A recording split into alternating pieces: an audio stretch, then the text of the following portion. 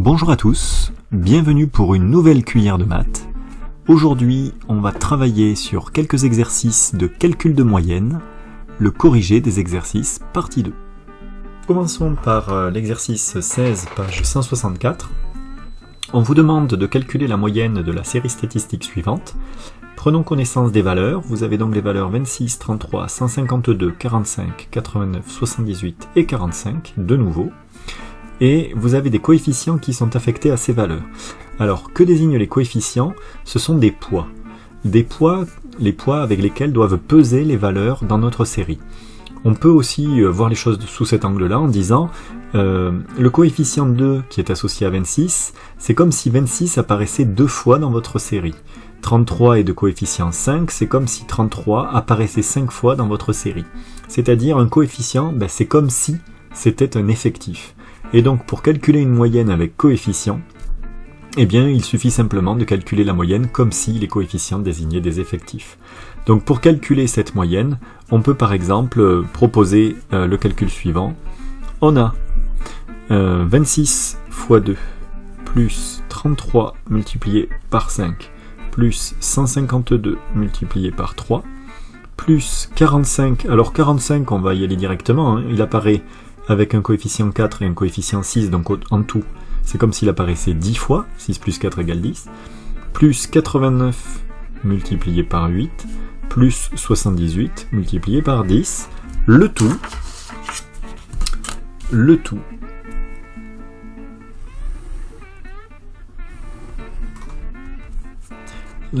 divisé par 2 plus 5 plus 3 plus 4 plus 8 plus 10 plus 6, c'est-à-dire divisé par la somme des coefficients.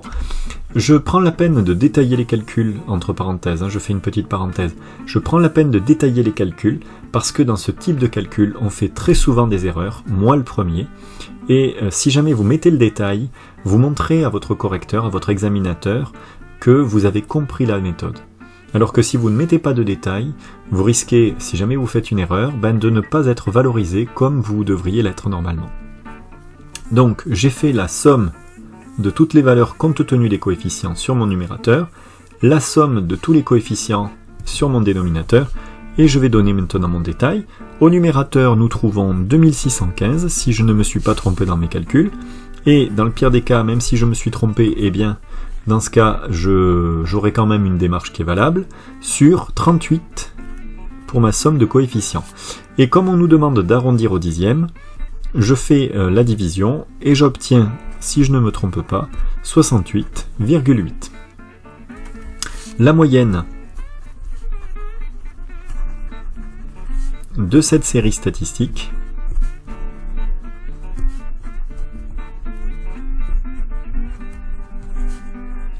est d'environ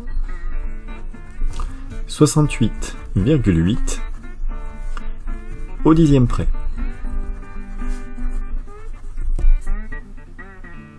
Voilà la correction de cet exercice 16, page 164.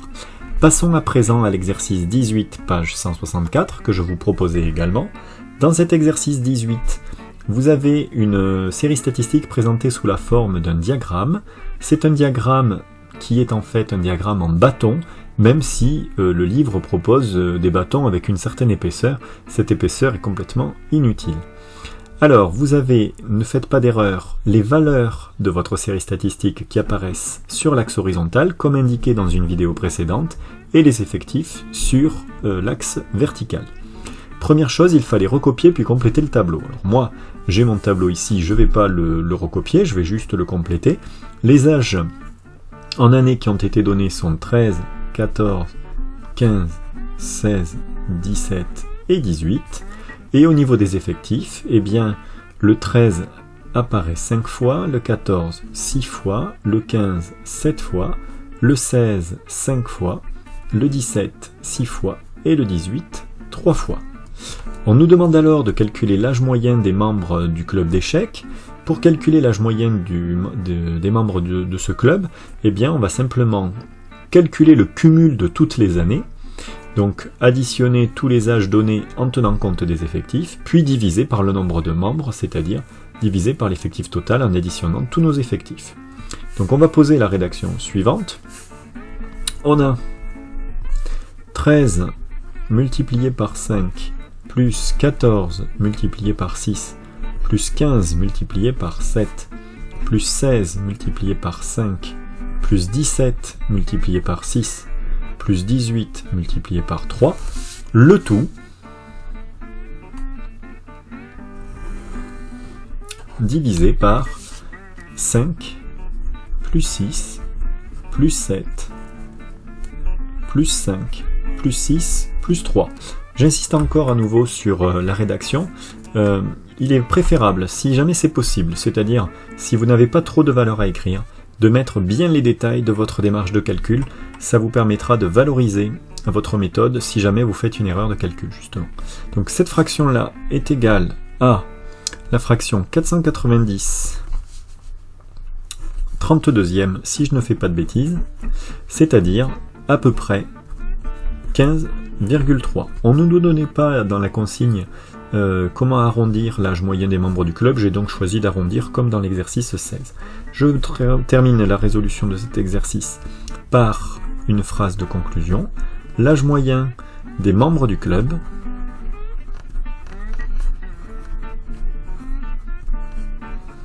est d'environ 15,3 ans.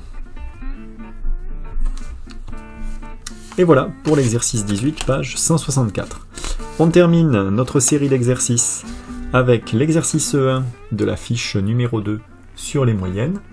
Dans cet exercice numéro 1, on vous propose deux tableaux concernant les salaires et les effectifs des employés de deux entreprises, l'entreprise IT et l'entreprise Calou.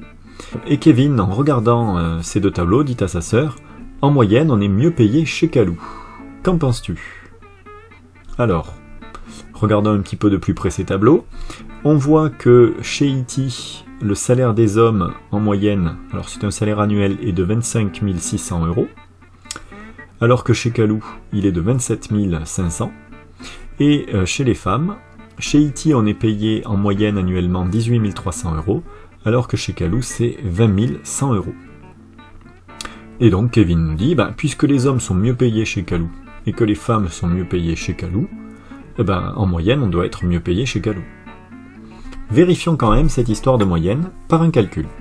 Donc dans l'entreprise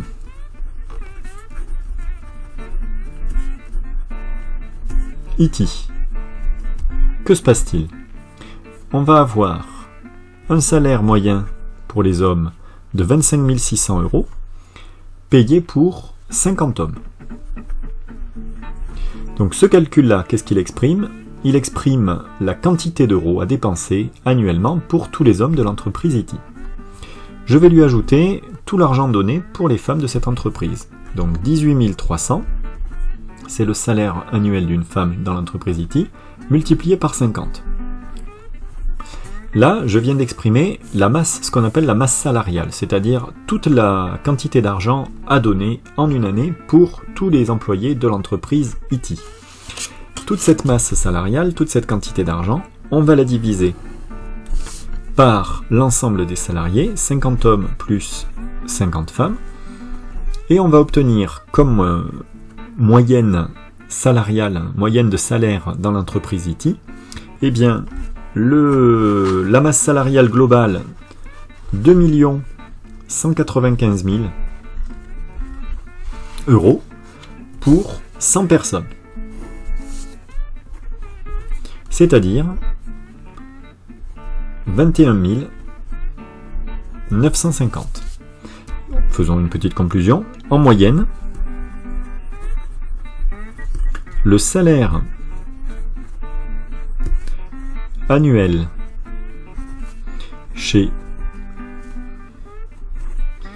IT est 21 950 €. Alors, comme chez Calou, les hommes sont mieux payés que chez IT et les femmes sont mieux payées que chez IT, on imagine que le salaire annuel que l'on va obtenir sera plus grand. Regardons. dans l'entreprise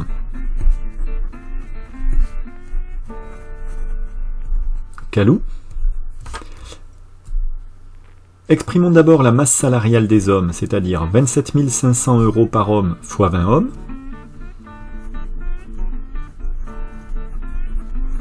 plus la masse salariale des femmes, c'est-à-dire 20 100 fois 80, divisé par le nombre total d'employés, 20 plus 80, ça va nous donner comme masse salariale totale 2 158 000 € pour une année pour l'ensemble des personnels de cette entreprise sur 100 personnes. Encore une fois, je ne l'ai pas précisé au début, mais effectivement, nous avons le même nombre d'employés dans les deux entreprises. Et ça nous donne un salaire annuel, tout genre confondu, homme ou femme, 21 580 €. En moyenne,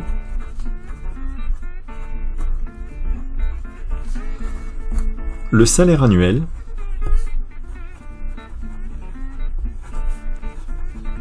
chez Calou est 21 580 €.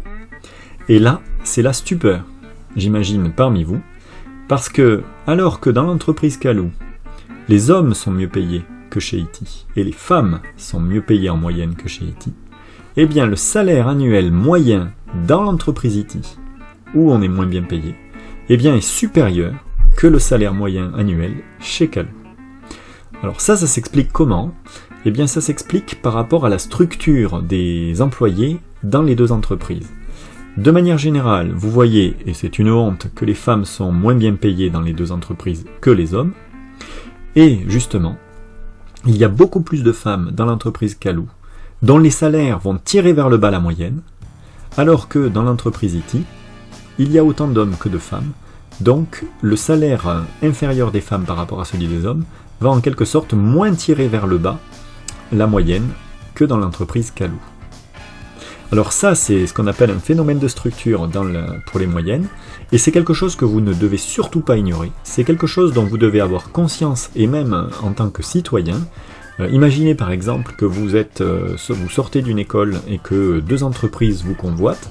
Si vous vous contentez de regarder les salaires moyens, eh bien vous pourriez dire je vais aller travailler chez Ity, et vous seriez payé à peu près 2 000 € de moins que si vous étiez allé chez Calou. Et de manière générale, en tant que citoyen, faites attention aux arguments qui invoquent des moyennes, car les moyennes n'expriment pas toujours ce que l'on souhaiterait. Lorsqu'on travaille avec des moyennes, lorsqu'on manipule des moyennes, il faut être expert en la matière pour pouvoir bien les interpréter.